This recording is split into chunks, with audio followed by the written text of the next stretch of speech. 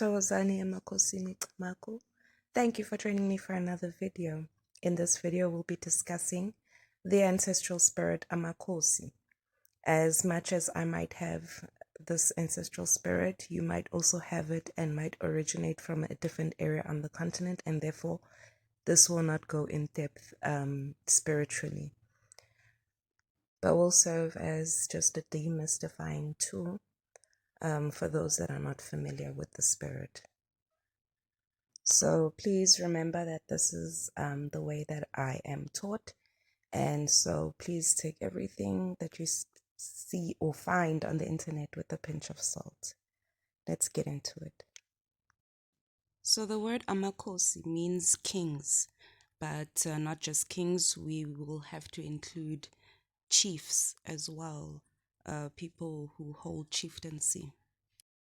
However, when we speak about the ancestral spirit, we are referring to those who come from royalty, who come from a royal bloodline. So I found a short piece written by Gogo Vundla on Facebook. Gogo writes, Amakosi, a spirit of Amakosi is the spirit that is from ancestors from royalty. These are surnames that are known to be royal. The ancestors from such clans pass their spirit down to the next generation as a spirit of Amakosi, as a spirit of royalty. How do you know you have it? People with such spirit dream mostly of wild animals, especially wild cats like lions, leopards, tigers, etc. You also dream of oceans, for example, sharks most of the times. Amakosi spirit self-initiates. By this, I mean you are guided in your dreams how to evoke your spirit. You dream of your old generation, like great-grandparents. In some cases, people with such spirit are dominated by male ancestors, AMAKHOSI. A person with such spirit finds it hard to take orders from authorities. They can't be submissive. They are short-tempered or easily angered when they are told what to do. The royal spirit in them don't take orders but gives orders. If you have such a spirit, you are most successful working by yourself, in businesses where you work alone, or in a position where you manage people. People with the spirit of Amakosi also have abalozi. Like, I don't know if they still do it today, but I've heard that back in the day, in order to be a ruler, as a king or a chief or a queen, you needed to have an ancestral calling and be chosen to be a mediator between the heavens and the earthly kingdoms. So we are learning so far that it is a spirit of kingship, and therefore it will not require the traditional or conventional method of initiation. These kings insist on doing things their own way, not yours. Such individuals who possess this spirit find it hard to back down from confrontation or challenges. We know that just like King David, kings usually are accompanied by their armies, amabutho. Anyway, but for this ancestral spirit, we'll be looking at Judah. Here in First Chronicles chapter 5, it says, "For Judah prevailed above his brethren, and of him came the chief ruler, but the birthright was Joseph's." So we're going to be taking a look at Judah for the spirit of Amakosi. So Genesis 49, we read Jacob's blessing to Judah. "Judah, thou art he whom thy brethren shall praise. Thy hand shall be in the neck of thine enemies. Thy father's children shall bow down before thee. Judah is a lion's whelp. From the prey, my son, thou art gone up. He stooped down and crouched as a lion, and as an old lion who shall rouse him up? The scepter shall not depart from Judah, nor a lawgiver from between his feet, until Shiloh come, and unto him shall the gathering of the people be." Nor a lawgiver from between his feet. Lawgiver, I spoke about that being, for Judah, we're not just going to speak about the earthly kingdoms, but we're also speaking about ancestrally. You understand that you are within the order of Melchizedek, meaning that it takes the order of Melchizedek to actually lead the people. And I will show that soon. But you are a lawgiver, and unto the gathering shall the people be. That is ancestrally, meaning that you are called to lead people. You cannot really take orders. Plus, the gathering of the people doesn't necessarily mean like uglapa or you could be called to various industries where you would lead people. Deuteronomy 33 writes, "And Moses said this of Judah, Hear, O Lord, the voice of Judah, and bring him to his people. With his hands he contended for them, and may you be a help against his enemies." Okay, so you are called to lead a people.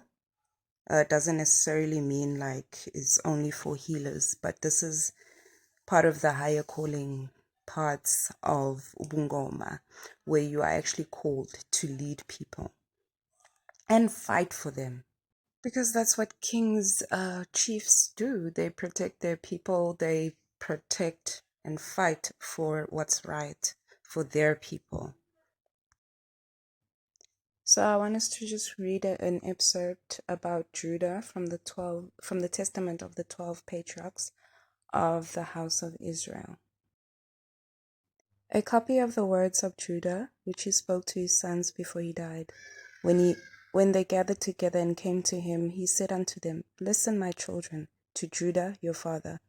I was the fourth son born to my father, Jacob, and Leah, my mother, named me Judah, saying, I give thanks to the Lord because he has given me a fourth son.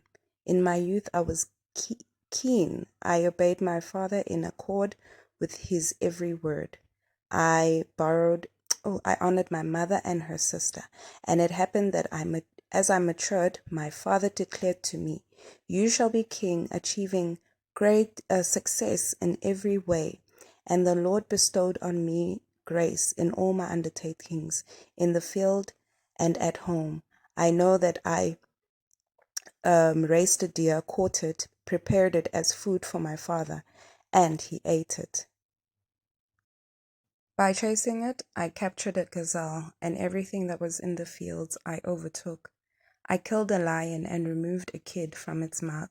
Seizing a bear by the paw, I dropped it over a cliff and it was crushed. I raced a wild boar, and as I ran, overtook it and dismembered it. In Hebron, a leopard leapt on a dog and seized it. I snatched it by the tail and broke it in two upon a rock. I found a wild ox grazing in the country, grasping it by the horns and brandishing it in a circle until it was blind. I hurled it down and destroyed it. When 2 armored-clad kings of the Canaanites came with a large force to seize our flocks, I ran out alone against one of the kings, struck him on his leg armor, knocked him down, and killed him. As I did the other, the king of Tupel, while he was astride his horse, with his result that all his people were scattered. Akor, the king, a giant of a man, was shooting arrows before and behind while on a horse. I lifted a stone of 60 pounds weight, hurled it at his horse, and killed it. After I had fought with Akor for 2 hours, I killed him, cut his shield in two, and hacked off his feet. While I was removing his breastplate, 8 of his companions started to attack me. Wrapping my clothing in my hand, I swung stones at them, killing 4 of them, and the rest fled. My father Jacob killed Belisiath, king of all kings, a giant of a man in strength, 12 cubits tall. Trembling seized them, and they stopped attacking us, so that my father had no anxiety about battles as long as I was with my brothers. For he saw in a vision concerning me that a powerful angel accompanied me everywhere, so that no one might touch me. Amakosi. It goes on further to state in chapter 21, To me God has given the kingship, and to him Levi the priesthood, and he has subjected the kingship to the priesthood. To me he gave earthly matters, and to Levi heavenly matters. So this goes to show you the hierarchy.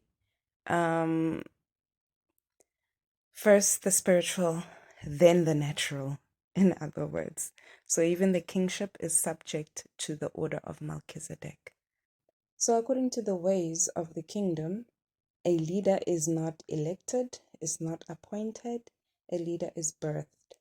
Number two, if we look at Judah, this ancestor is a ancestor of kingship, ensuring that Judah prospered in ruling over his brothers, and likewise made his brothers submit to him. Okay, number three, this powerful angel is then passed down from generation to generation to ensure its purpose is fulfilled throughout the ages.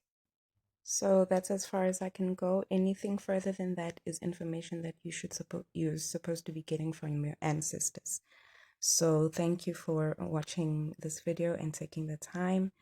Bless you, Amakosi.